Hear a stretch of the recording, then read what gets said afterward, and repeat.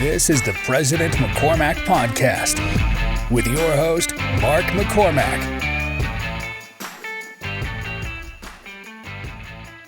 Ladies and gentlemen, welcome to the podcast, Ryder Olsen. Thanks for coming on, my friend. Yeah. Glad to be here. Appreciate the invite. Yeah, man. So I just learned that you are a baseball player. Yeah, in my prior life. Yeah. For sure, yeah. How long has it been since you played? So I played in college. So that was, I guess back in, I was 04 to 08. Yeah. Yeah. So, and then when I got done playing, finished school and went to med school. Yeah. So, but yeah. And you played with the U, right? Yep. Yeah. Yep. All 4 years? No, I actually transferred. So, some of the coaches left and I transferred down to a school in Texas State. So, oh, yeah. Wow. Cool. So I lived down there for a while. And where did you do medical school? I did medical school at KCOM in Missouri. So yeah, I've moved all over. I was in the military, so med school in Missouri. Then I did all my training for emergency medicine down in Texas. Yeah. And then all my payback time was in Washington State, like Tacoma, Seattle area. Yeah. And deployed in 2018 to Iraq. It was an amazing experience. So what branch of the military were you in? I was in the Army. Nice. Yeah, the Army. So how did you like your tour over there? The tour was awesome. Yeah, the Army was great. It was actually a really good transition from like playing sports. You know, it was like a natural fit for me. Just like missing that team feel, and the military really gave me that. And it was nice because it's financially it's great. It pays for your school, kind of helps you out along the way. And then my experience was amazing. Like when I was deployed, just taking care of those guys was awesome. And I was over there in 2018 when ISIS had invaded Iraq. So it was Operation Inherent Resolve, and it was pretty active at that time. But it's a coalition mission, so it's like multiple countries coming in for one mission. And so I got to work with other doctors from other countries, Germany, Canada, a lot of nurses from Canada that I worked with in the ER. And we got to take care of a lot of different soldiers. It was a lot of like special operators that were there at the time. Yeah. And so just from all over the world. And it was just a really cool experience. So you do medical stuff your entire career, right? Yeah. So basically after you train, then you're technically active for 4 years. So right after I got done with training, I moved to Washington and then I got deployed because that whole thing was taken off at the time. And so... does that interrupt med school or is it part of it? No, that was all after. Oh, it was all after. Yeah. Oh, okay, so I did med school and you're kind of like in the reserves during med school is how they term it. Yeah. And so they don't bug you though. Like they leave you alone. You do your school and then you go active in residency. But again, they're not going to deploy you. You're like technically non-deployable. So you can do all your training. So when I was in Texas, I went all over Texas. I spent a lot of time doing all my trauma stuff in Austin, and I'd go up to Dallas to the county hospital. Yeah. And so you get a really diverse training, and then you do a lot of military stuff too, like during that time. And then you're essentially ready to like work for the Army as a doctor. Right. So it just happened to be the timing of it all. Right as I got out of residency, then I deployed, and it was cool because it was like I was fresh. You know, like just getting out on my own and like the trauma experience and that kind of stuff is you just can't match that anywhere. Was there a lot of that? I mean, you worked kind of ER situations, right? Yeah, it was pretty active. So, I was in the Baghdad ER, which was just a really cool place to be just because there's a lot of tradition there. But yeah, we were getting traumas in from all over Iraq really, but most of the action was like at the Syrian border, which wasn't a long flight. So we had different helicopter medical crews, PJs, that would fly people into us. And so we got to take care of them. So I had like a team it was me, we had an orthopedic surgeon, trauma surgeon, anesthesiologist, and then obviously a lot of nurses and medics. So it was cool. It was any local people when you do that, or is it all? Yeah. So the Iraqi Army we'd been training the Iraqi Army since, we were first there since the first conflict. And so, we had trained them up and they had medics and some medical people. They didn't have a ton of medical support, and that was kind of our main presence there. Like Wyatt stayed is like some of that more specific support. There's a lot of pilots that stay over there. And So yeah, it was just, we were trying to support them and them doing their thing. But at that point it was pretty active for everybody. Yeah. So there, on my base, we had like a special forces unit that was doing a lot of the missions, and we had the French Foreign Legion there, which I don't know if you've ever heard of them, but those guys are insane. So it's essentially like they're mercenaries for the French government, but they're people from all over the world. So there's actually Americans in the French Foreign Legion. Oh, really? And these guys are badass. Yeah. These guys are like the real deal. Yeah. But anyway, yeah. So I got to take care of a lot of people, local kids, that get, burns and that kind of stuff. Yeah. And then obviously our guys. So were you in like a local hospital or was it a military hospital? It's a military hospital. Yeah. Yeah. And then so at the time there's a lot of contractors there too. So like a lot of guys that get out of like the special forces or the SEALs or whatever, they'll go and be contractors, 'cause that's just what they know. Yeah. And they can make a lot of money going over there. So there was the military hospital. And then we had a contracting hospital. So it's basically like a private company that goes and gives medical support. But we worked together a lot. If like our CT scanner went down, we would, go use theirs. It was just kind of across the street, but it's all like near the airport in Baghdad. And then the embassy was just on the other side. So this is kind of an off topic question, but what's the culture like there in Iraq? 'Cause you're in a conflict, you're in war over there, but you're also dealing with the locals. I mean, did you kind of learn to love the people over there, or like the cultures, or? Yeah, actually. And I had an interpreter in the ER. 'Cause when we were taking care of their guys, like they wanted to be able to like have a good, communication. So, I got to know them. I did a lot of training for their medics too. With some of our medics. And so I got to know them. They're, great people. Like the culture over there is, it's just so different, so it's a cool experience just to see what it's like. And obviously their beliefs and the way they go about things is so different, but just really eye opening. But I loved it. It's so hot and it's like, sand. And, how hot is it? At one point when I was there, it would get up to like 120.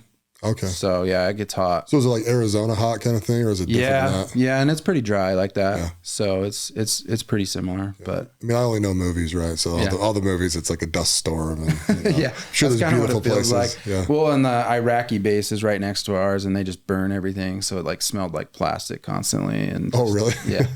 So you're slowly dying every day. Just like black smog. Like we had a T-wall, basically just a T-wall that separated us, and so they were always burning stuff and. So it was fun. Oh, cool. How was the food? Food, man, it was not great. I actually got sick. Almost everybody gets some sort of like diarrhea over there. It's just kind of bound to happen. So I ate a lot of cereal. Did you? Yeah. Compared to like, they had like a full cafeteria when I was there, and like they had green beans, which if you're in the Army, you know what that is, but it's basically like the military version of a coffee shop. Oh, okay. So we had that. And, but by then we were so established, we'd been over there for 15 years at that point. And so, the food wasn't horrible. Yeah. Yeah. Was it being prepared by locals, or is it prepared by the military? I think it's all contracted out. Yeah, oh, okay. So you are eating like their food, right? It's all shipped in and made. Yeah. There's definitely locals that they hire, the company hires. That's the other part of like war and that kind of thing that's like really eye opening, is just, the money involved, right? Like the contractors, like everything that's going on over there. Like, there's people that obviously like really kind of take advantage of that. And it's really interesting to see. It just kind of opens your eyes to a lot of different things. So what does a typical Iraqi eat in a day? I feel like they ate a lot of rice. Yeah. I'm trying to remember. Is there much meat? No, we didn't have a ton of meat over there. I'm sure it's just more about like it going bad. Yeah. We ate, some of the locals cooked us. I can't remember what it was. I feel like it was some sort of chicken, but yeah, it was like we tried to avoid eating anything local. Yeah. Some of the guys, like the special forces guys, they'll go out and eat with them, and they don't worry about it at all. But the iron stomachs. I was always nervous about it. Yeah, it's kind of, my friend, he used to do a lot of work in India and then Abu Dhabi, right? He did medical coders, right? They have to be certified. Yeah. So they'd have these massive places over there that just had, I don't know, offices and offices of like people that would do the medical coding. Okay. And so he would certify them. But when he got over there, dude, like he had a boss and they'd go for like 7 or 8 days, right? Because if you're going to go, you got to go. Yeah. And his boss would eat nothing but protein bars the entire time that he brought. Yeah. Right. And Jared was always like, yeah, man, dude. He goes, the first time I went, I ate some of the local stuff. And like they were staying in the Marriott, right? And it just tore him apart. He goes, you get like dysentery and like freaking just. Yeah. I was so sick for like a solid probably month. Yeah. And like you stay in what's called a CHU, but it's a compact housing unit, which is essentially like a Connex that they turn into a room. Oh, right. And then they put a wall in between you and one other guy. You kind of share the space. Yeah. And then the bathrooms were like probably 200 yards away. Yeah. And I mean, I had the shits like for a month. I lost probably 15 or 20 pounds. Like, oh, really? And it's hot and like, yeah, it was just miserable. But you do get packages. Well, for a while there, like the locals were stealing all our packages, so we got dry there for a bit. But you get packages, so I just have my friends and family send me like beef jerky and protein bars, and so at least you got something you can like snack on. So, but it's honestly not bad compared to like when guys that deployed early on, like in the early 2000s, like it's much different. They're eating like MREs and like what you would see like on a show, This was very much like a big base, there's a place you can get your hair cut. There's a place where you can buy, like clothes and like, little things that you might need, like toiletry stuff. There's a cafeteria and then the hospital's there. So do they ship you guys like Coke, like Coca-Cola and did you have like American stuff like that? Yeah. I mean, it was all kind of weird, but it was like, like some version of, Coke. There's, there's always like tons of water, like bottled water, like you're always drinking bottled water. So it's always funny, man, when I travel because you see the American influence and stuff, right? Like you'll go to like I don't know, Belgium, right? And you'll go down a corner and be like a Subway. Yeah. You're like, oh, Subway, that's the one you guys picked, huh? No, yeah. Or like McDonald's everywhere. Yeah. I went to Russia when I was in high school, and I lived on the McDonald's that was there. Did you? It was like close to our hotel. It's way better. Yeah. Well, and it's crazy too. Like you go eat at some of these places outside and it's like a McDonald's, but like it's way healthier. Like they don't put all the crap in it and there's less sugar. And so it's kind of interesting. I did my Mormon mission to Scotland, right? Yeah. Back in the day. And it was funny. They had Taco Bells out there and they all went out of business. Really? But like all the local people were like, dude, make us Mexican food. Like it's amazing. We love Mexican food. And I'm like, but it's funny to me too. Cause now that I'm older, I look back and I go, well, I guess Taco Bell actually isn't Mexican food. Yeah. Like there's nothing fresh about it. You know what I mean? It's just kind of like, I'm like, oh, okay, I get that. The American version. Yeah. And then, but they had McDonald's over there. And I didn't really grow up in McDonald's. It wasn't my favorite. I do like a sausage egg McMuffin to this day. Yeah. So over there, we'd go and get them every now and again. And when I was first there, I was like, dude, these are so much better. What the hell? But I don't really like American cheese and they use cheddar over there. So like I'm there, their sausage egg McMuffin with cheese. It's like cheddar and it's like local sausage and like they're freaking good. So it was actually pretty good. Yeah. It was like if you made it in your house. Yeah. If you got one of those like machines and like toast it and right. Yeah. Felt a little more homemade. And then I was in Iceland last year, way off topic, but we stayed in a hostel. So it was for We Are the They, right? So we stayed in that hostel out in Iceland, and there was a McDonald's, but like the old school one, like the roof that had like the. Like the yellow in it, like kind of like cutouts, like the old school building. Yeah. But they called it Metro. And I was like, what the freak? They ripped off the freaking McDonald's like to a T. Like the menu looked like it. It was a little cleaner, a little more modernized, right? And I guess what had happened though is the Icelandic people, like they put in like 3 or 4 McDonald's and they're just like, nope, don't like it. And so they sold the buildings and a local company bought the buildings, painted them white. Yeah. And basically it functions like a McDonald's, but it's just a hamburger joint. Just did their own version. Yeah. And so, which I kind of get it, man. I mean, there's some cultures, they're just not going to eat that garbage. Yeah. Yeah. I mean, it's, and we can get into this more, but in terms of health, it's like, it's an uphill battle for Americans, like what we've done to our food. And I mean, even certain things like, that are banned in Europe that are like in everything here, especially like fast food, which is, it's a combination of like what we're putting in it to make it sweeter and better and last longer, like all the preservatives. Almost more addictive too, right? Yeah. Yeah. Like, I mean, you watch some of these documentaries and stuff, it's like, it's crazy, like how addicting that food can be. And then you wonder why people keep eating it, even though everybody knows like it's not good for you. Yeah. But it's also cheap, you know? So it's like, it's this bad combination of like, you know, it's cheap, it's accessible, it's always open, you know, and then you know, it tastes good. Yeah. You know, who doesn't love like McDonald's French fries, you know? Right. Like they're awesome. But I love the chicken nuggets, dude. Yeah. Like they're hard not to love. But like, who knows? Like, is that even real chicken? I mean, who knows? No, not a chance, right? There's no chance. I don't want to lie to myself. It's one thing I'm pretty good at. I don't lie to myself. I know when I order the 20 piece with the sweet and sour sauce, I'm like, I don't know what this is. Yeah. And you're always hungry, dude, in like 40 minutes. That's another big problem, I think, with it, because they're high in calories. Yep. So you're having a high calorie meal, and then literally, you know, maybe an hour and a half later, you're like, dude, I am like hungry. Yeah, just poor quality, and then tons of sugar.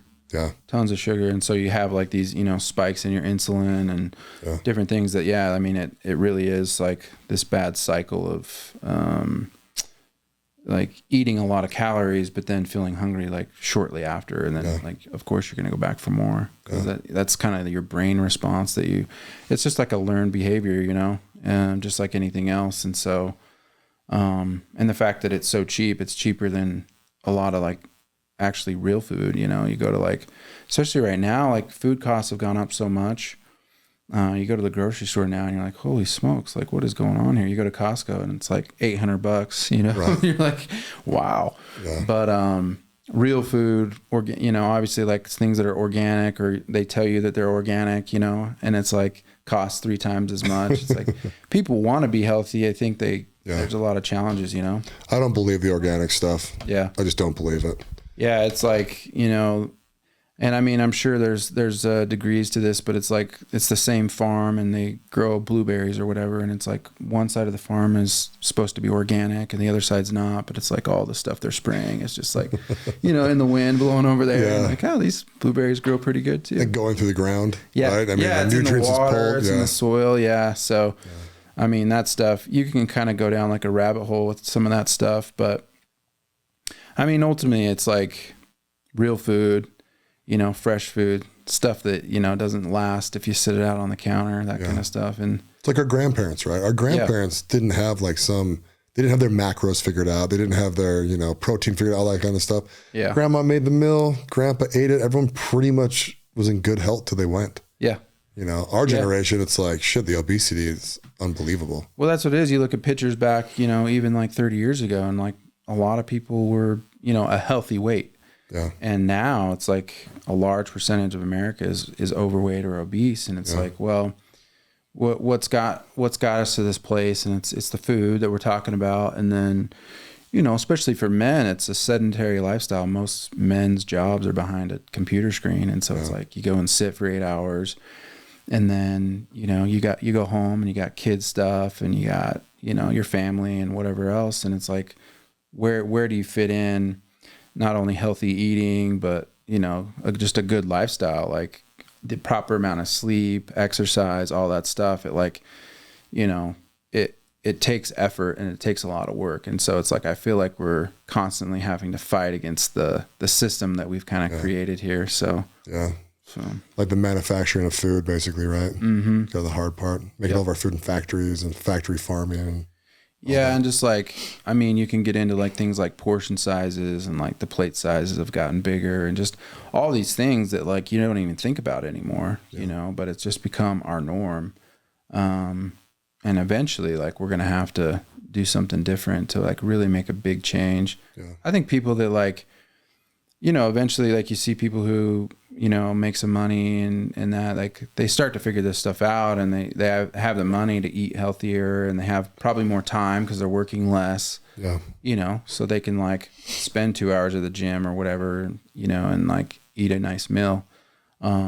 So I think that it's about making like bigger impact on all of society. And so how are we going to do that? And I don't have the answers, but who knows? We'll have to see. Definitely needs to happen. So and kind of segueing into that, in your career, you know, you're an MD at a hospital, right? Yeah. So I'm at Timpanogos Hospital. I work in the ER. So emergency medicine doc. But more importantly, on the side of that, and you have Modwella. Yep. Yeah. So Modwella, it's kind of we started out as Revive, and it was just an idea, really about more of like these mobile IVs. They were starting to kind of gain some traction.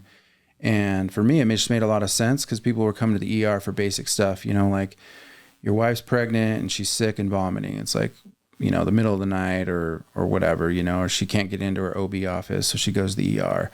Someone gets food poisoning. Someone has a migraine, like these basic things. Obviously there's like the traumas and the heart attacks and strokes, like stuff that's necessary for an ER. But there's like a large percentage of it. You look at it and you're like, man, these people don't necessarily need to be here.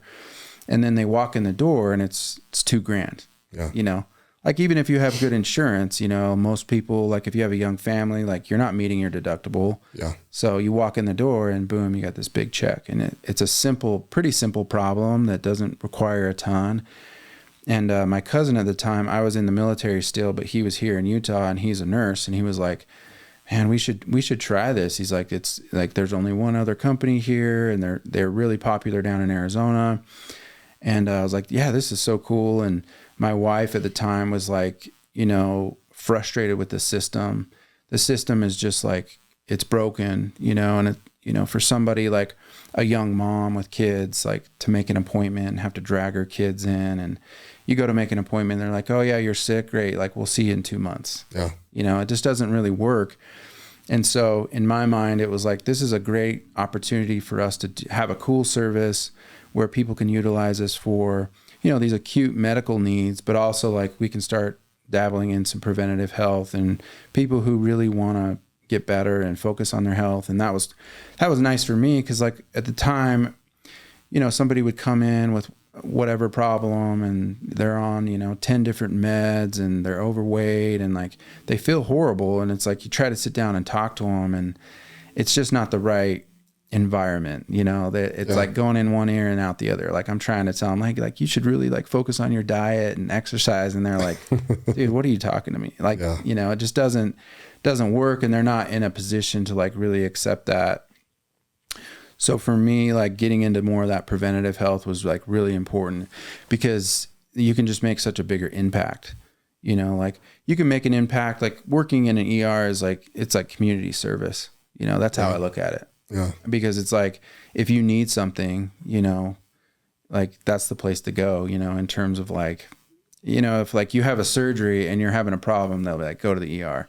If you call your doctor and you're like, hey, like I'm having chest pain, go to the ER, you get some weird lab result, go to the ER. And so, and obviously there's all the big stuff too. And so I think that's important. I like really think of it as it ties into like fire, EMS, police, it's something that's necessary for the community. And so it's more of a service, but it's like you take all comers, you don't get to pick and choose who shows up, whatever walks in the door, you have to deal with. And so, so this is more fun for me. Like it's more of like an entrepreneurial opportunity and just like doing something different with medicine. But I think it can have a huge impact. Obviously, like, if we could get people to accept like a healthier lifestyle, you're going to have a way bigger impact than I can have at the ER. Yeah. Because most of the things that end up in the ER, started with like an unhealthy lifestyle, like people just are sedentary, they're not eating well. So they develop diabetes, high blood pressure, high cholesterol. And then that leads to the strokes, the heart attacks, and all the things that, that we hear about and end up killing people eventually. Right. Yeah. And so that's kind of where it stemmed from. It was like this combination of like my wife's experience and like, not having good access and like not really feeling like you're just kind of a number, when you go to these places. And then kind of my experiences in the ER. And so that's kind of where it all stemmed from. So we launched in April of 21, and then we kind of had this rebranding to Modwella, which was a pain. I wouldn't recommend to anyone, but it was really to kind of open ourselves up to other things, because we started doing the IV thing and injections and some of these like anti-aging infusions like NAD, and it was great. We were like, we want to do more, like we want to dabble in weight loss, and we want to do some cosmetic stuff, and eventually do stuff that could really make a big impact, like telemedicine, and coming up with like lifestyle programs, which we're in the process of doing now. Like we have some health coaches that work for us. And so people that want to lose weight, we do like all the weight loss injections that are really popular right now, but we're adding on like health coaching, and we have like a lifestyle guide, like a lot of educational stuff. So hopefully we can develop like a really well-rounded program for someone that's like, you know, like, hey, like I'm in my 40s and I don't feel great and I want to get healthier. And so create some really accessible, like really convenient services for people, because everybody's so busy too. Like, and especially men, it's like, you know, you go to work, you got kid stuff after work. It's like, when do you fit in to go to the doctor? And most guys don't. They just like, yeah, whatever, like I'm fine, you know? Oh yeah. A lot of guys haven't been to the doctor in like 10 years. Yeah. If we can come out and send a nurse and get blood work and, obtain like all your basic information, and then start creating a plan for you to get healthier. And some people are using the infusions, and they're not going to fix you, but you know, they really can start getting you in that mindset of health. You know, it's just like when you work out, you know, you want to eat better. Like if you go work out, you're not going to go to stop by McDonald's on the way home. You're probably going to go home and like make some chicken or rice, you know, like something healthier. It gets you in that mindset of like making better choices about, you know, your lifestyle. So that's kind of how I look at it. People who are doing the IV infusions, like on a monthly basis, that's how I kind of see it. And then it does give you all the perks. I mean, there's a lot of vitamins and stuff that are hard to absorb, and multivitamins are not great. You get about 30% of them. So if you can get a nice little boost, it gives you some energy. Like I love like the B vitamins and like the B12 MIC injections, just like for a little boost in energy and focus. And you know, if you're getting sick too, it's like you start to feel like you're going to get sick. You know, our Revive cocktail is awesome, because it'll like, you know, it'll definitely minimize the symptoms and the duration of how long you're sick. So, you know, you'll still be able to go to work and still you'll be able to function, you know, like it's not going to fix it, but it gives your body the nutrients and the ability to heal itself, you know, which is cool. And so like a typical client, right? So I just had my blood work done 2 days ago, right, for the first time. Yeah. And see, it was funny with me, right? Because, I mean, I know Maduela, right? Brett, my brother, obviously does your marketing, right? Yeah. And I just, for a while there, I thought it was just the injections, right? Mm-hmm. Or is it an injection, though, you call it, or a drip, or an IV? IV infusions, Yeah. And so what I've learned now, though, is because I was talking to Brett, and what you guys are really doing, so your new clients, you're kind of bringing them on with blood work, right? And then once you know their blood work, then you're starting to suggest and prescribe all sorts of stuff after that, right? Yeah. So right now, the two big things that we're doing is weight loss injections. So they've just become really popular. It's a really cool drug for weight loss. And is that the semaglutide? Semaglutide, yeah. So what is that for people? So basically it was developed for diabetes, and through the research, it helps basically maintain like healthier glucose levels, like manage your insulin better. And so A1C is a lab that determines like, it's like a 3-month percentage of your blood glucose. And so like people who have diabetes, they know what the A1C is, and they're trying to get that number as low as possible. So it was really successful in that. And partly why is because it helped with weight loss. And the mechanism is cool because it basically just hits on receptors that, make you feel hungry. So this drug basically decreases appetite, and then it works on the stomach where, it decreases the gastric emptying. So you feel fuller. So like you take a bite of food and in your brain, you're like, I'm not really hungry. And your stomach's saying like, I'm full. So it's just a really cool mechanism. It's unlike anything in weight loss that we've had before, which is all those drugs just ramp you up. You're right. They ramp up your metabolism. So there's a lot of side effects associated with that because it's affecting your heart, like things like fen and these drugs that were just horrible. Yeah. That's my next question. So are there bad side effects to this? So the biggest things we see with the semaglutide is like nausea, a lot of like the GI side effects. People can get constipated. Some people get diarrhea. You can get reflux. And that's partly like part of why it works, right? So if you're like a little bit nauseous, you're not very hungry. Right. So it's like, I'm not really in the mood to eat. And so that's partly how it works. But it's helping manage your blood glucose levels, and then it's decreasing that desire to eat. And that's really how the weight loss part of it works. Yeah. And it's been amazing to see. Like, we have people that have lost like 60 pounds, people that really needed to lose weight and were just struggling for all the other reasons that we kind of talked about, Is that just helping them calorie control every day? Yeah, essentially.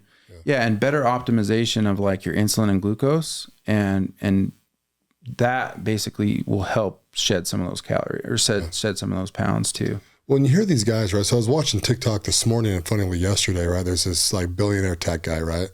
And he's getting like blood from his 18-year-old son, and he's like reversed his aging by like 5 years, but it slowed it down. So he says he should gain 31 years basically. Oh, wow. Have you heard about this guy?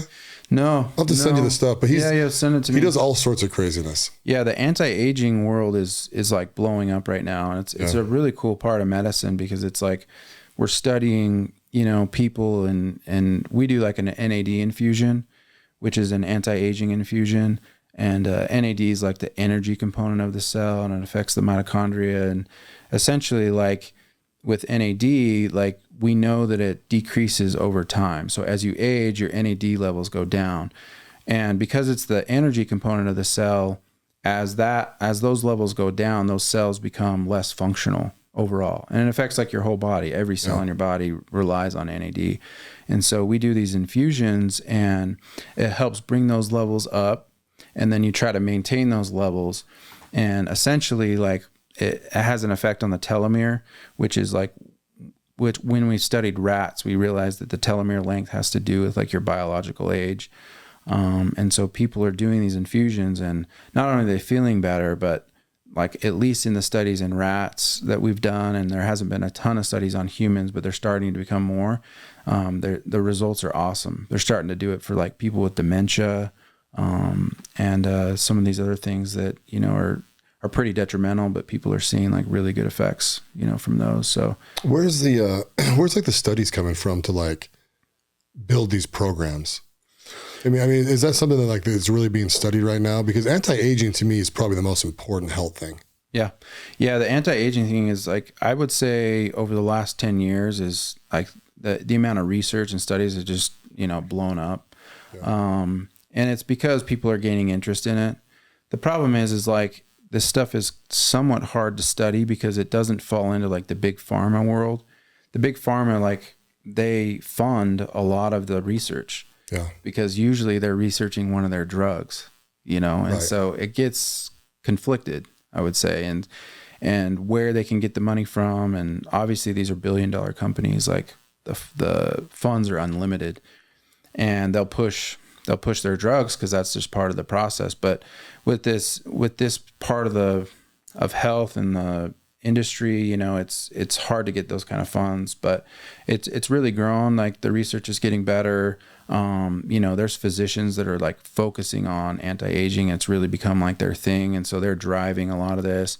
Social media has helped a ton too, because it just gets the word out, and, people just have a lot more access to this kind of information. So, well, I feel like historically too, like if you have like your GP, your doctor, right? Everyone's like, yeah, this is my doctor. Like, they have no idea. They're only responding to problems, right? So like, you're sick, you go in there, they fix you, right? And I feel like doctors in general, although it's not offensive, but they know shit all when it comes to nutrition. Yep. And they're just not trained. Our medical schools just don't really train on that. They train to fix issues and problems, and create surgeons. And I'm not saying it's bad. I think I'm sure our medical schools are the best in the world. But yeah, it goes back to the system that we've created. Yeah. And you're exactly right. It's very reactionary. Like, if you have a problem, you go to your doctor, we fix it, we prescribe you a pill, whatever, we give you surgery. So it's very reactionary, and like the whole side of like preventative health has just been left for other types of medical professionals to kind of try to fill in that role. Yeah. And it's really unfortunate because, obviously the people who are going to medical school, they're talented, smart people, like they're the best of their class, and they're the ones getting accepted. But then they go to medical school, and medicine has become so big that it's like, there's really no time for that. you know, and it's unfortunate because like I was saying earlier, we know that it could have the biggest impact. If we could prevent people from getting diabetes, high blood pressure, high cholesterol, like we would decrease more than 50% of like the issues that are causing people to die, you know, and not only die, but it's like the last 10 years of their life is not very, you know, fulfilling because they're sick all the time. They're in and out of the hospital. You know, diabetics are like losing their eyesight. They're losing like sensation in their feet. So they're getting their legs cut off from infections. Like it's a bad ending, you know? And so, if we can prevent these things, it just could make such a big difference. But there's no training on nutrition, like you said, and there's no training on prevention. And so people that are doing it are kind of doing it on their own. And then like the second part of it is if you went and talked to any primary care doctor, they would be like, I would love to do that. Yeah. But who's going to pay him? Right. Right. Because insurance companies, so you have like big pharma, you have corporate medicine, and you have insurance companies. Like they rule medicine. Right. Yeah. And so there's no way to bill somebody to talk to them about, you know, if you spent 30 minutes talking about your lifestyle, that would just be on there because they wanted to help you. Right. So what do GPs do? They fill their schedule with 30 patients a day. They run people through 10 minutes, you know, like, what's your problem?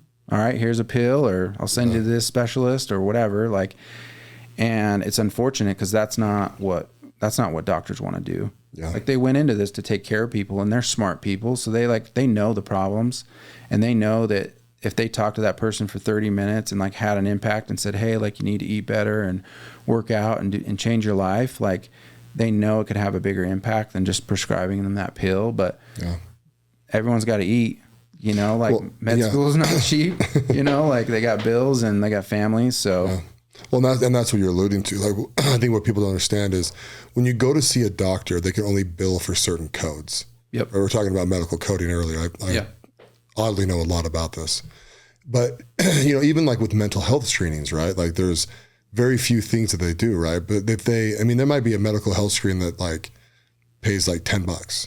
Yeah. And so they really can't do it because there's not enough time in the day and they can't make enough money, you know, because they go into massive debt for school loans, and you know, they have families and they want to be with their family. They want to be working all the time. And the hardest thing with doctors, right? Like if they're not working, they're not making money generally. Yeah, exactly. There's really no passive income. And like, you know, and it's changed too. Now it's become so big and corporate that like back in the day, like a family doc, he probably owned the building he was in, and he owned the practice, and he kind of did his thing. And like, he was able to like make the business work, and had more control. But now there's all these big companies that come in and buy up all these practices. And then it's like, basically they come down and say, if you don't see 30 patients a day because we want to make money because we're a business, then, you know, we'll find somebody else. And so primary care is in like big trouble right now. And the medical system, I think, we're failing people big time. Yeah. And everybody wants to blame the doctors. I think it's just the easy way to kind of point the finger, but the real control is outside of the physicians. Like they really don't have control of what's happening. I was going to say, I think if people are blaming the doctors, they do not get it. Yeah. Because you really should blame the insurance companies. Yeah, it's like... You know, well, I guess it's everybody at the top, but really a lot of it's insurance, right? A lot of it's insurance. Yeah, I mean, insurance is really like...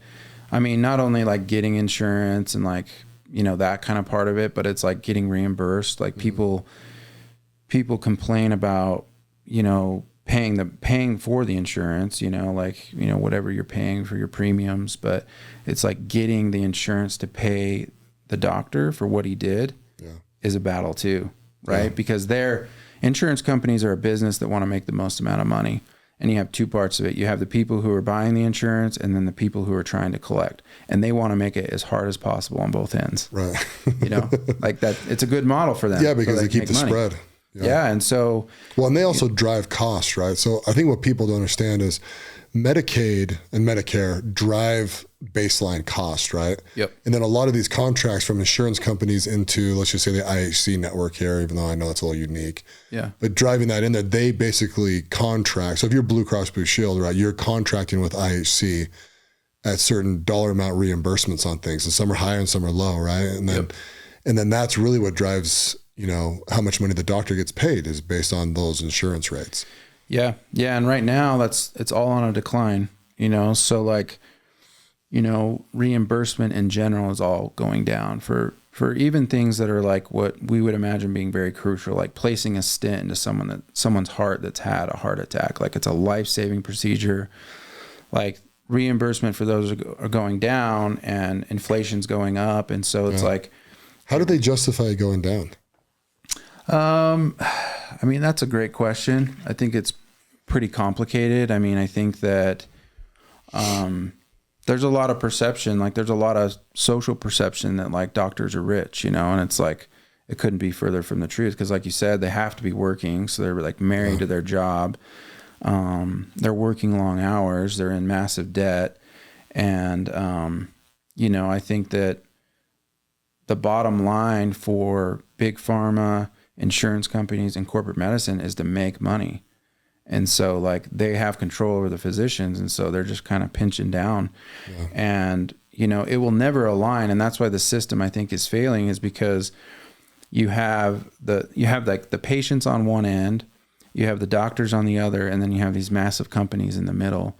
And the doctors want to do certain things. They know how to take care of people, and the patients want a certain experience, you know, and you're just never going to be able to align those goals. Yeah. You know, because you have these massive companies in the middle that are just trying to make money. And so, you know, it's long waits in the ER. Like I heard some statistic that said that basically so one insured visit to the ER will pay for 10 uninsured. And so you talk about cost, right? Right. So an insurance company, they're essentially charging 10 times to accommodate for, you know, all, and this is what's driving all these costs up, and it's to help kind of pay for these. But in an emergency department, they're only going to collect like 25% of what they bill, which in any other company, like that doesn't make any sense. No, it would kill you. You know? Yeah. So you're basically collecting a lot from people who have insurance. And then obviously there's a lot of people who don't have insurance, or, you know, depending where you live, there's like a large homeless population. Like you'll never collect anything from them. And so, because you guys, you take care of anyone that walks in, right? Yeah. So there's federal laws in place that you really can't turn anyone down. Yeah. And obviously there's people that abuse the system. And when I was in Washington, especially, like they're like, you know, the homeless population, like they learn the system. They can come in, they can get some clothes, they can get some food, you know, they'll make something up, and then you'll see them later that day when, you know, they're too drunk to walk and someone called because they were worried about them. And so just like, you know, those kind of places, it's hard. Yeah. And that's kind of what I was saying before. It's like it's a community service, you know? Yeah. Cause you're kind of taking all comers. So like in your Moduela company, right? Do you guys bill insurance through that? No. So we take HSA, which, it's kind of nice for people to be able to use it for that. Cause it usually goes, you know, it just sits there. A lot of people don't use it. So it's great for that. And that was part of what we wanted to do, is we wanted to take out all these middlemen and be able to offer something that like was convenient, was like satisfying for the client, because it you know, make it easy on them, make it a quality experience.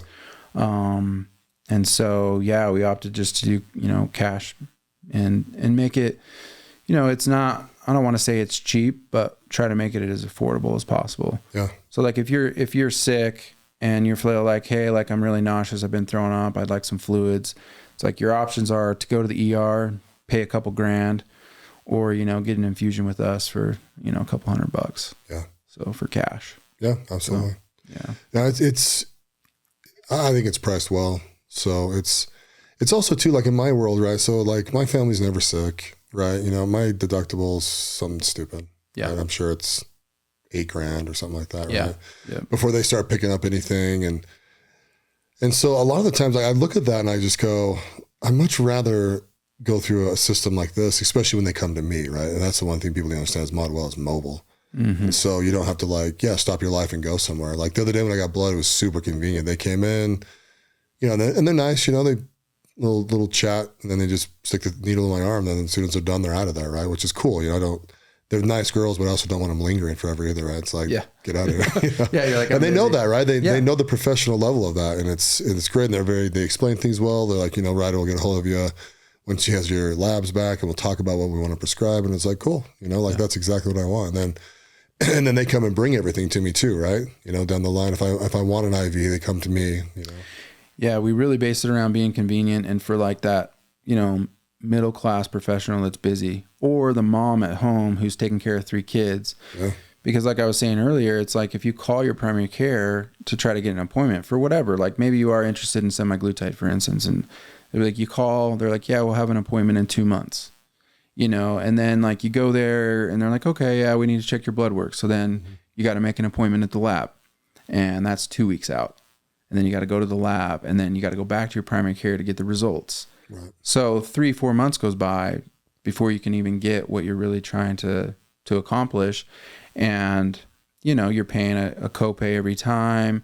Your time is valuable, especially for people that are working, like it's hard to get away from work for a couple hours, 3 different times. So, that's really what we are trying to help people with, and really change that dynamic of how you access care. And obviously we're doing, we're not doing like basic primary care stuff at this point, but a lot of their stuff we're doing is really helpful to people, and it's a good service, and try to make it convenient and really make a good impact. Like our panel, like the men's panel that we drew on you, if you went in for your physical and got blood work, like you would get maybe 1/3 of what we did. Right. And probably pay just as much or more. Most likely more. Most likely more. Yeah. And so, we give you like a full look at your health. Like we're going to look at your A1C, we're going to look at your testosterone, your cholesterol, all your basic labs, your kidney and liver function, your electrolytes, in order to give you like a good picture of like where you're at and how you could make a difference. And so, and we're really trying to make it kind of cutting edge and easy and really professional. So like the nurses that we hire are all trained well, like whether it's IVs or labs or whatever they're doing. Yeah. So we recruit some great nurses, because part of this too was like for the nurses is like, this was all during COVID when we started it. Yeah. And so they were burnt out, they were, fed up. And so, they were ready to do something different. And so it's been cool to see like the opportunities that we've created for them, and they're making more money. They have better job satisfaction. They have their schedule's more flexible. They get to meet cool people, which is fun for them too, and people that want the help versus, being in the ER. And it's like, these people don't necessarily want to get better. They're there because, they're sick or whatever else. So it makes for a happier clientele. Yeah. So that's nice. So what coverage do you guys have now? Because I know we just recommended one of my friends down in Tucson. What cities are you guys in? Yeah, so we're in 6 states. So we're based out of Utah. We're in California, Texas, Arizona, Idaho, Washington. Okay, wow. Yeah, so you guys have grown a ton. Yeah, we've grown a lot. I was able to kind of partner up with people that like I knew in the military that were in different states. So that's been really fun from like a business standpoint, is like working with some people that I knew from before. The two nurses that we hired in the very beginning actually went and started Modwell in Arizona and California. Yeah. So that's been cool to see like them grow and really kind of now they're more in a manager role, and opening up the state and helping us kind of expand. So how do you guys expand? Do you have franchisees that you guys are you doing that model, or? We're kind of it's kind of like more of a hybrid, I would say. It's more of like a management service agreement essentially. So we're providing all the tools. They're going there. They're doing all the groundwork, hiring, doing all the events and that kind of stuff, but we're managing like their payroll and their marketing and, all the back end stuff, insurance, and making sure that everything is set up. Like the medical legal is different in every state. And so you kind of have to go in there and do your research. And so Doug, who he helps with all that stuff. Oh, good. Yeah. So it seems like the company's exploding a little bit. Yeah. I would say we've grown fast for sure. Yeah. And we're going to open in Montana in August. So we're excited about that. Yeah. We just want to keep expanding. It's been, I don't want to say it's been easy, but it's like, people see what we're doing and like, they're like, hey, like, I like this, I like that it's preventative. I like that we have control and we can kind of do it how we want. And so, we have people like, I have a call later today with a nurse from Alabama and one from Kentucky. So like people are starting to see us on social media and really like, I think they just get excited about being a part of it. And we're just trying to create like a cool culture and hopefully be able to keep expanding our services and where we're at. And did you raise money to grow, or did you guys just do it all organically? No. Yeah. We've been able to do it all from, initially I put up the money to do it initially. But the business model is cool because there's just not a lot of overhead, because we don't have a brick and mortar. So we've been able to keep our expenses down, and that allows us to pay the nurses well and hopefully keep the prices down for clients. But we haven't had to raise any money. So that's been nice. That's been really cool. Yeah. Is it just you, or do you have partners, or? Yeah. So my wife is a partner, or founder and partner, and then my cousin Jake. So us three are the three founders, and cool. We're still all very active and working a lot. So nice. And then, every state has we call them partners. So people that are helping us expand, and, we're working with them constantly and trying to figure out every area we go into is a little different. The competition that's there, California is obviously much different than here. Right. It's a lot easier. You can say it's a pain in the ass. Yeah, it is a pain in the ass from a business standpoint. I wouldn't recommend it for business, but the people there are really focused on health, and so it's our fastest growing state by far. Yeah. It's also massive, right? It's massive. Like obviously there's, people have money there, and people want to invest in their health. And that's what I tell everybody, when they worry about the costs, I'm like, you're either going to invest in your health now or pay for your illness later. Yeah. And you get to choose. Yeah. And healthcare is not cheap, and down the road it'll be more. So if you're in your mid 30s, 40s, it's like we're all kind of at that point. You're getting older, things are starting to catch up to you, and it's just time to like really focus on it and hopefully prevent things down the road, and like just have a more fulfilling and like longevity, but also like quality. Like if I could live till I was 80 and be functional and like still drive and be able to carry on a conversation and, see my grandkids and play with my grandkids, and then I just drop over dead. Like I would take that much more than like, this like I was saying with the diabetes. Yeah. The slow burn to death, so that's the goal, right? What do you think the most preventative thing is? Is diabetes one of them? Yeah. We talked about the weight, right? So like majority of Americans are overweight or obese. And if you are, and you're not already diabetic, you're probably pre-diabetic, just cause that's just the way it goes. And so you're burning out your insulin essentially. And so when you're eating that many calories and obviously all the sugar and that kind of thing. And so, and really it all goes hand in hand, like hypertension, high cholesterol, these are all the things that lead to like poor cardiovascular health, which then lead to like strokes, heart attacks, and all the other issues that, you see. So it all boils down to lifestyle. It's like sleep, what you eat, and how much you move. We want to make it complicated, and the health industry is like $1 billion industry. There's all these diets and exercise routines and everything else. But when you really kind of take it down to the nuts and bolts, that's what it is. It's like what you put in your mouth, how much you move, and sleep is huge. So if you can do those things and optimize those things, then, more than likely you're going to be pretty healthy. So cool. Yeah. Yeah. I mean, and it's also consistency too, right? Yeah. And that's one of the hardest parts of this is it's kind of like even in the finance world, right? Or just people in general, they think everyone can get rich quick, and it just doesn't happen. Yeah.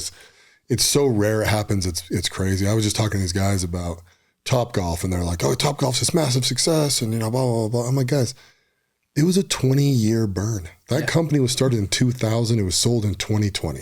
Yeah. And if you really know the ride of that, it's brutal. Yeah. They probably almost went bankrupt a half a dozen times. Yeah. Hell, even Tesla almost went bankrupt a half a dozen times. You know? And it's the same with your health. If you get out of, if you start gaining, a couple pounds a month and, it takes a few years, all of a sudden you're 30, 40 pounds overweight, and it's like, you can't just rip it back off of you. Even with liposuction. I mean, liposuction only really takes maybe 7 pounds off of you. It shapes you more than anything. Right. Yeah, exactly. And that's why I like to use the word lifestyle, because it really is. It's like, it's the day to day. Like, anybody can go on a diet and lose 20 or 30 pounds. Yeah. But we know that almost everybody gains it back.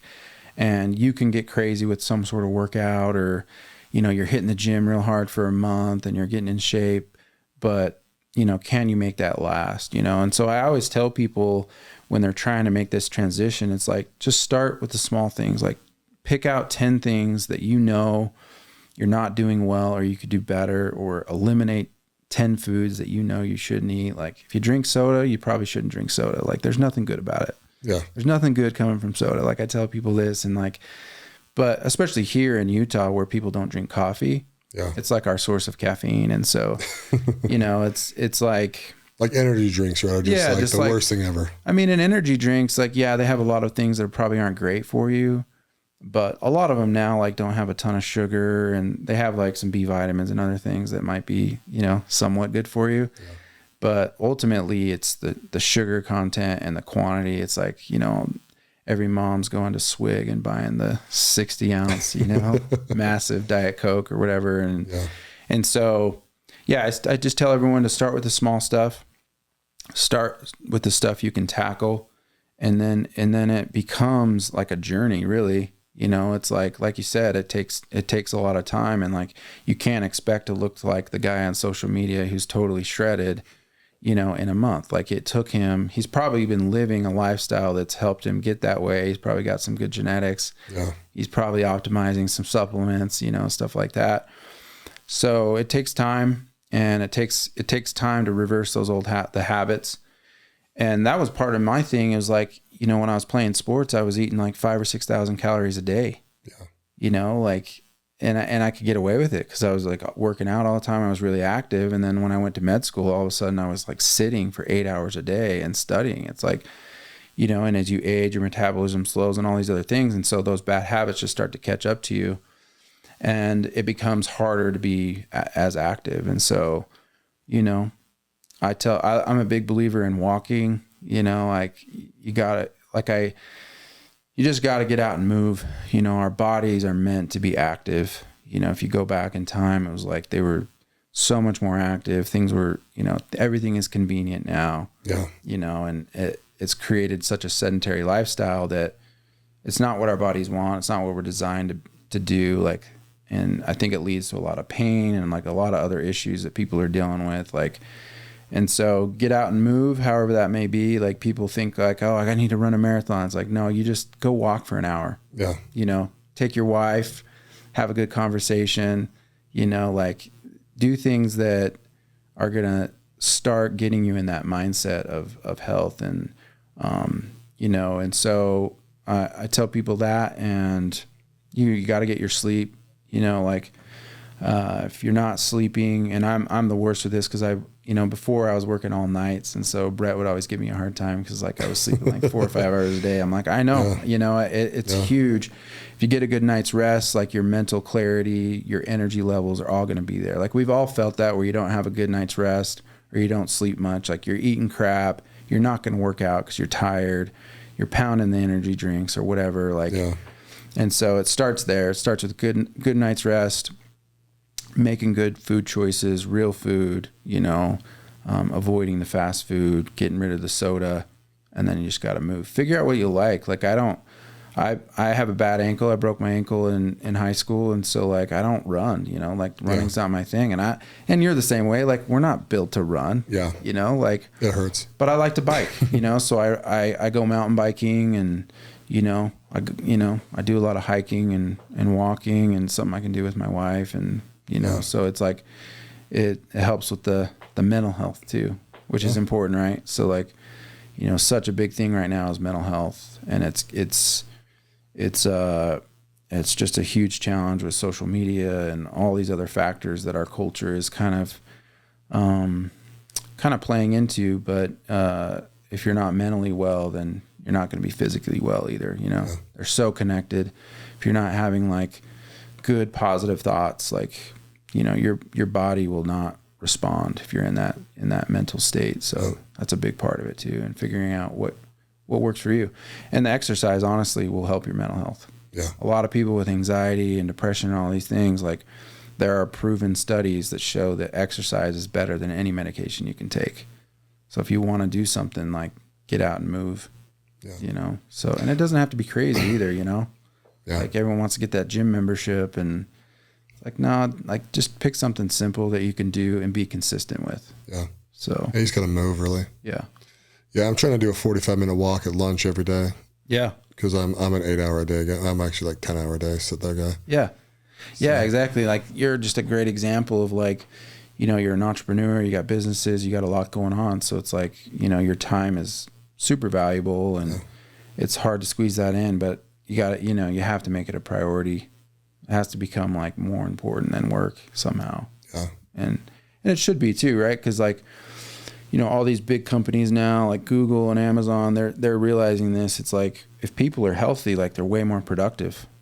Yeah. You know? So like if, let's say you minimized your day to 8 instead of 10, and you took that 2 hours to like, you know, do some, like eat a healthy breakfast and like work out. Like you probably would have a more productive day in the end. Oh, for sure. You know, I'm actually moving to a 4-hour workday. Yeah. Yeah. By October 1st, that's my goal. Yeah. So I'm gonna try and get it done by September, but we'll see. Yeah. I basically want to go to work from 10 to 12. I want to leave from 12 to 2 and go and do something. So like hot yoga, or I'm going to do some jujitsu, and then I actually go to the gym with my wife in the morning generally. Right. Yeah. But then, you know, then I want to come back from 2 to 4, and then, because what I've learned, the efficiency levels, right? Those 4 hours will be crazy efficient for me. Right. I'll have to delegate some stuff away to get down to that, frankly. But like, that's okay too, right? I should delegate some stuff.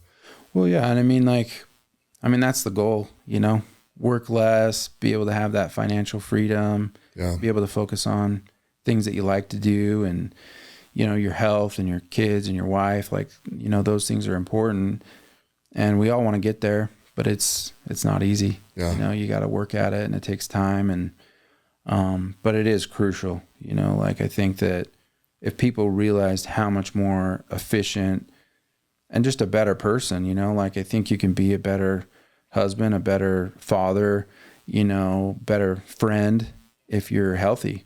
Yeah. You know, because you feel better, you have better energy, you're more optimistic. You know, like we've all felt it at times, and it's like, just how do we make it consistent? Because like, I mean, I'm sitting here saying all this, but I'm the same way, you know, like I'm busy, I work shift work. So sometimes I work at night, sometimes I'm in the morning, like I have a young family. So it's an uphill battle, but what I've seen with myself is like just those little stepwise progressions, right? I'm just trying to take it to the next level each time. And so like, you know, I'm eating pretty good. Like I could probably cut down on some quantity. You know, like I'm pretty consistent with working out. I could probably get better. My sleep's still an issue. Like, you know, everybody's working at it, and it's just different for everyone. But if you can just make that slow progression, just like you mentioned with Topgolf, it's like, it takes time. Like these businesses take time, and that's where social media, I think, gives people like such the wrong impression. It's like the guy that's shredded on there talking about some workout or whatever, like people think, or the business, like people are talking about their success on social media. And it's like, yeah, you might see this now, but that guy was like grinding for 20 years before he got to this point. Like his life was not this luxury life, you know, like with all the money and cars and houses, like he was grinding. So I think your health journey is the same way. Yeah. Absolutely. So kind of switching gears a little bit. So kind of general advice for people. So one of the ways that we know each other is we're invested in some spaghetti fast casual restaurants, right? Yeah. Called By the Bucket. And that's fun. So what I want to kind of talk about though is, you're not new in your career by any stretch, right? But you're still young, right? You're sub 40, right? Yep. Yeah. So 7. So yeah, with you, like what's your investing strategy? Because you started Modwella, obviously that's definitely an asset. What else do you invest in? Yeah. So By the Bucket was one that I did. In general, I would say I'm just trying to kind of diversify. Yeah. Like you mentioned earlier, for doctors, it's like if you're not making money unless you're there. Yeah. So it's not a great way to make a lot of money, yeah. But it's a good income, and it allows me to invest in other things. So, I have Modwella that, I'm kind of working at, but also have invested in. And then I do all the other stuff, I put some money in the market, and I have a 401k. And so I think for me, it's just about being diverse. Yeah. Just bought a rental property recently, and so how do you like the rental property? You're pretty new to it, right? Yeah, it's new to me. Like I've watched my dad do it. My dad owned his own business and was able to sell that early in his 50s, and then all he does now is rentals. And so I was kind of trying to learn from him and pick his brain. I like it because it's like something physical. Like that's my hardest thing about investing in the market is like I have some guy telling me that, oh, this is a great, strategy or whatever. Cause like I don't know enough about it to do it myself. So I like that it's physical. You can see it. You can go there. Yeah. You can put renters in it. It comes with its, challenges, dealing with people and management and that kind of stuff. But yeah. I tell people with real estate, especially with like, residential rentals, it's like, dude, you got to look at this on like a 20-year return. Right. Like in 20 years is really where you get the value. You basically owe nothing on it by year 20. You're making some good money. You've made some money along the way. You've had all this, the asset appreciate and that kind of stuff. Because really, if you look at, a lot of people want to do like 3 and 5 year real estate deals, and it's like, you're going to lose your ass. Yeah. But it's actually not a good return. Right. But once you hit like, literally 20 years, 15 years could be arguable, but like, you got to pay that mortgage down and, get that equity in there basically. Yeah. I think it's like a long-term play, right? Yeah. So, and you gotta get a fair amount of them to make it like worthwhile, I think, so I think the guys that are doing it right have a fair amount, a lot of doors, and it, once they're paid off, obviously, like it's a consistent flow. And if you hire a good management company, it can be passive in a way, Yeah. So I think it is a good long-term play. It's something that you could retire on, but that's kind of how I look at it. It's like, I got to get 1 or 2 a year and build it slowly and not expect much out of it. And just kind of keep dumping into it.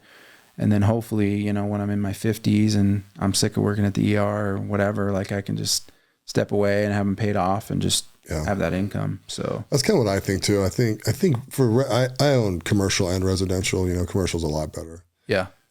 For short-term stuff, like when I say short, I mean 5 to 10 years. But right. I'm kind of like the guy that's like, maybe I'll get 20 doors. I own a bunch of them out in Florida, right? That are being managed. I'm like, maybe I'll get 20 doors and then kind of cap it at that. And then let them kind of pay themselves off over the years, not take much cash flow off of them, and then by the time I'm 65, it's like, I should be making $2,500 a month off each one of these. Right. Then it's kind of like your foolproof plan to, have cash flow coming in. And then I like it because then I can take some more risks like in venture capital or like private equity and stuff like that along the way. Right. Yeah. Yeah. I feel like it's overall pretty low risk if you do your research and super low risk. Overall, but like you said, like the returns aren't great, but if it's a long-term play, it's low risk.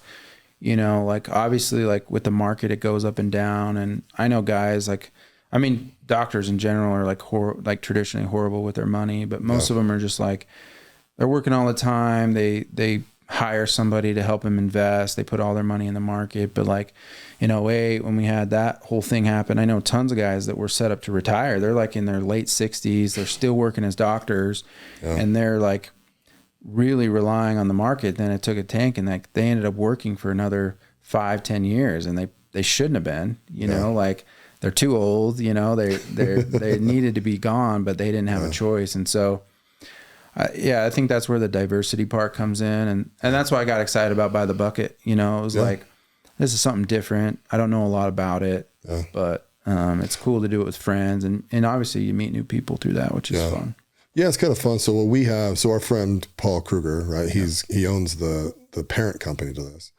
And then we own 3 stores, and we have a group of, what is there, 5 of us? 5, yep. Yeah, there's 5 of us in this group, and we own 3 stores currently. We're waiting to kind of see what we're going to do next, right? But it's, so what I guess what we are, we're like an ownership group, I guess. Yeah. Because how many is it? Like 30? 30 or 40 of them? Yeah, I think so. Yeah, something like that. Something like that. Yeah, I don't even know. I know most of them are in Arizona. Yeah. Some in Utah. I think Utah's the... Yeah. There's one here. Do you know that?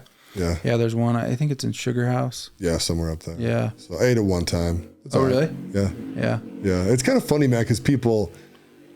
So I like the business model. Obviously, we both like the business model. It's very simple. It's spaghetti, it's meatballs, it's a couple breadsticks and salad, right? I mean, that's pretty much everything you get there. Some soda. Yeah. 3 sizes. Yeah. Simple menu, yeah. But it keeps it really simple and efficient for us to be able to run these restaurants. And people, I've got these guys in my office. I'm like the massive food snob, right? Like I will shit all over a restaurant, like the Olive Garden, right? Like I hate the Olive Garden.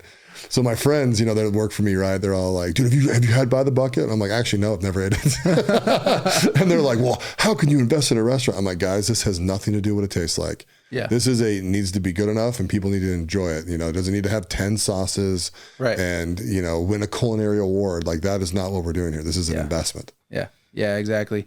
I just ate out there. I went to Arizona a couple months ago.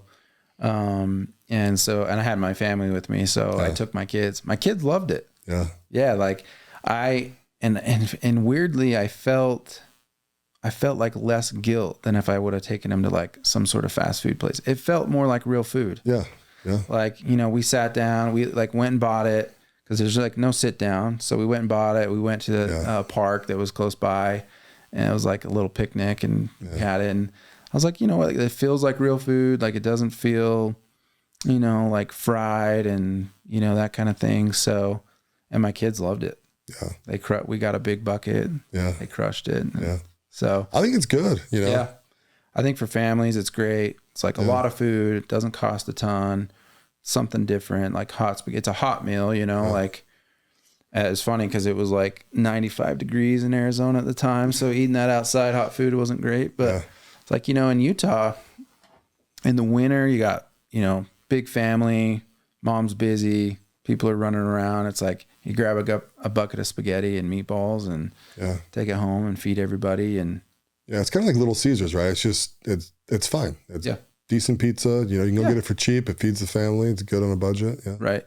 Yeah. Yeah. That's kind of what I tell people. So, I know. Yeah. So we'll see, it's, I think the restaurant thing is different. Yeah. It's hard.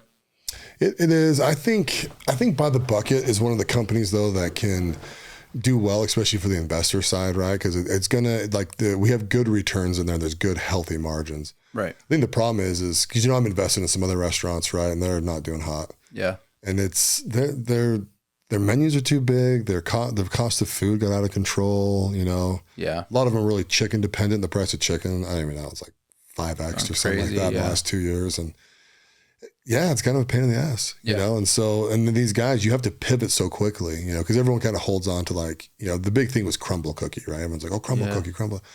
I'm like, guys, crumble cookie is like 120% cash on cash return a year. Like these things cost nothing. Yeah. They're wildly popular, right? Still wildly popular. Yeah. And super simple, right? Yeah. There's 4 cookies a week, maybe 5 now. Yeah.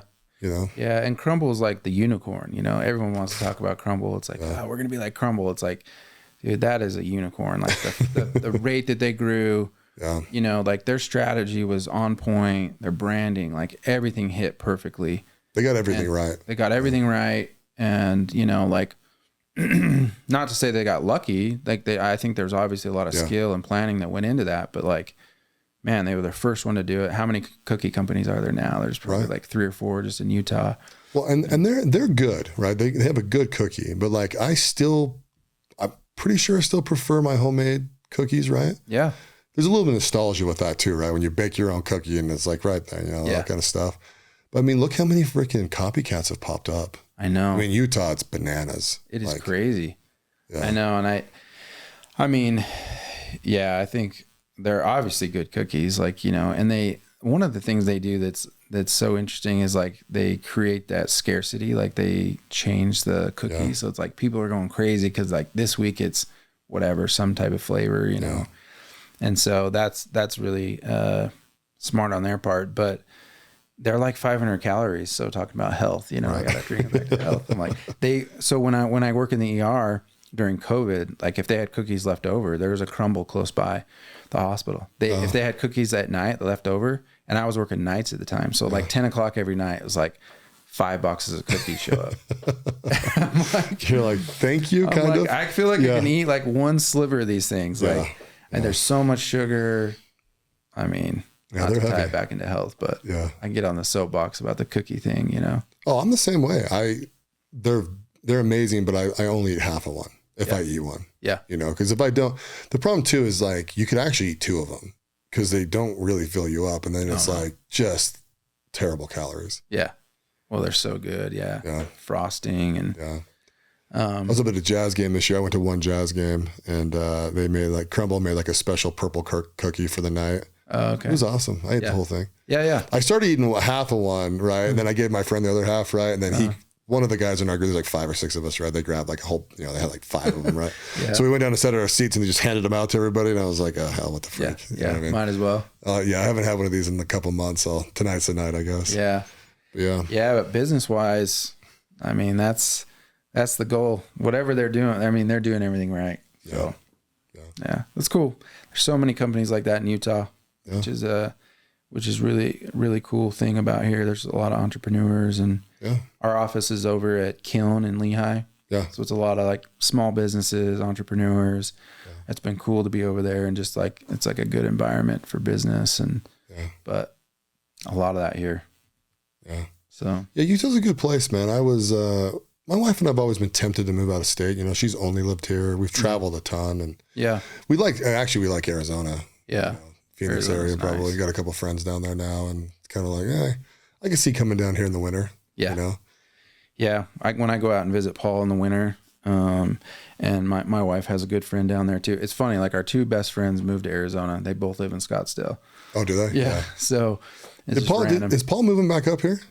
I think he's trying. Yeah. Yeah. He's I mean, Utah's home. Yeah. You know, it was the same way for me, like being away. Like we actually thought about staying in Washington for a while. Like we loved it. It's beautiful. Yeah. We liked like the cooler weather, you know, like, and it's so green all year, but it was like the mountains and Utah, it just like pulls you back. Yeah. So I think, you know, his wife's from Ohio. Yeah. And so probably not as much of a connection for her, but you know, I think that he definitely gets pulled back. His family's still here. Like we grew up here, you know. Yeah. It's just home, I think. Yeah. Yeah. So well, and the thing too is like he lives in a very nice area of Scottsdale and his house is freaking dope. Yeah. So yeah, it's his like, place is awesome. I think it's hard to escape everyone has a pool. Yeah. Plus it's a big city. I mean, Phoenix is the 5th largest city in the country. Yeah. There's just a lot of things to do there. There's a lot of people there, a lot of restaurants, a lot of activity and yeah.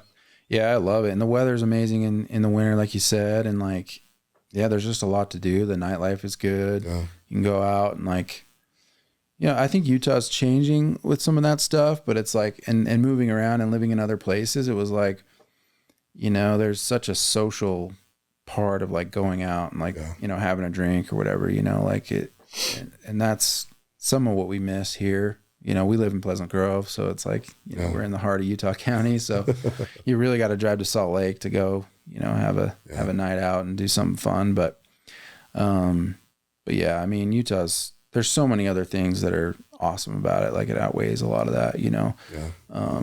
Washington was just crazy with the politics and the things that were going on, like the schools, Yeah. So where were you at up there? Were you in Seattle? We were in the Olympia area. Yeah. Yeah. So that's where we lived mostly. I lived in Tacoma for a little while. When I was up there, my wife actually moved back when COVID really started taking off because I was just finishing up the military. And so I moved up to Tacoma with a buddy and for like the last like 8 or 9 months, but Tacoma's an interesting place. I think all the West Coast and Washington's wild. Yeah. Have you ever heard of the Royal Dairy?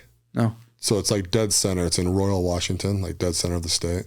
Okay. My friend owns the Royal Dairy there. Oh, really? So when I stayed, it's massive, right? Like they own orchards, and I don't know how many cows they have. Oh, they have like 26 to 30 born every day. Wow. So like it's a big operation. Huge. When I went up to visit him, he was like, "Oh, come up and see the dairy." Blah, blah, blah. I get up there and I'm like, "Dude, this thing's massive." Like I didn't realize. I think they have like 1 or 2 tanker trucks of milk leave every hour. Wow. So I mean, it's like, massive manufacturing. I went to the artificial insemination room, which I was like, "This is crazy." Yeah, it's just kind of fun, but.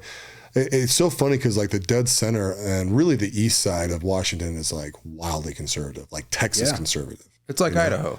That's how I look at it. Yeah. It's like very similar to Utah and Idaho. Yeah. And then the other side of the state, the west side, is just wild. like California. It's Chaz over there. Yeah. That was crazy. Like that was such an eye-opening experience for us. Like in Olympia's the capital, right? Yeah. So there was like we used to go downtown with our kids. There's like a lot of cool stuff to do with our kids in Olympia. And we were just outside of the downtown area. And there's like a coffee shop that some of our friends owned. And we used to go down there. We loved it. Yeah. And that place, when all that took off, that city got destroyed. Yeah. Like the coffee shop destroyed. Like they literally broke everything and then went in and just destroyed stuff. Like it was so sad. And then it was like really just a lot of homeless people like laying around. You couldn't even go down there anymore. And Seattle has kind of become that way too. It's like smells like urine. You're stepping over people sleeping on the sidewalk. And it's like, obviously these people are struggling, like they have addiction and mental health issues. And like, there's definitely, and we need to figure out a way to help these people, but like, allowing them to just destroy a city and make it like you can't even go down there anymore. Like I didn't. Yeah. And it's not that they're bad people necessarily, but it's like they're unpredictable. Right. Like and maybe that's my experience through the ER. Like you just don't know what they're gonna do. Yeah. So like you're walking down the sidewalk with your kids, and it's like you're stepping over these people, and like you don't know that one's not gonna freak out and get pissed and like come after you or your kids. It's like it's just not worth. No, we deal with that when I go to San Francisco a lot. I mean, downtown San Francisco is crazy. Yeah. There's one of the major buildings there, from what I've heard is, I think it sold for like $360 million, like in 2019. It's for sale right now for like $80 or $90 million, and like no one wants it. Wow. And it's because the streets are just filled with homeless people, and there's massive drug use. The crime rate's like 10x, and these companies are like, why would I do this? Like Twitter owned one of the buildings down there, or leased a bunch of the floors, and they just said, nope, we're out. We're out. Yeah. They laid off like 7,400 people or something like that. Right. That probably helped. Engineers. Yeah. Exactly. But you think about that, right? That's a lot of people. That's a lot of buildings. If you're actually going to work, 7,400 people, it's a lot. That's a lot. But it's, I don't know. It's one of the reasons why I love Utah, man. We just don't. I mean, we have homeless here, but like. Yeah, it's such a smaller scale. Yeah. Compared to the places I've been, like when I was in Austin, it was bad too. And Washington was bad, but so we're lucky that way. There's just so many good things about Utah, like the access to the mountains. Like if you enjoy the mountains, like even like I have some friends that live in Denver, and they talk about, Colorado skiing and all this. And I'm like, well, you got to drive 2 hours to get to any sort of resort. It's like you live in Salt Lake, you can be to like, 4 of the best resorts in the world, like in 30 minutes. Yeah. It's just, there's just nothing like it. So we love it here. Yeah. I hope Paul moves back. Me too, selfishly, man. I think he will eventually. He hunts too much, man. He's got to love being here. Yeah. So. Yeah, for sure. Well, my friend, we're at the end. Okay. So that was fun. I ask everyone for their best 2 minutes of advice, though. Best 2 minutes advice. Well, I'll have to take it back to health. Start the journey. Don't wait. Life is short. Like you just don't know what's going to happen. So take advantage of every day. Live your best life. Get active. Eat good food. Get a lot of sleep. Excellent. I like it. I agree, man. It's what every doctor says too, right? Yeah. I mean, it's just like the simple formula. There's just not a pill you can take. Yeah. So. Yep. Love it, man. Okay. Well, thanks for coming on, dude. Yeah, appreciate it. Thanks for listening to the President McCormack Podcast, brought to you by McCormack Foundation, Saxton Fund, ADP Lemco, and Professional Floor Systems. Make sure you subscribe to the podcast and keep up with Mark on Instagram at President McCormack.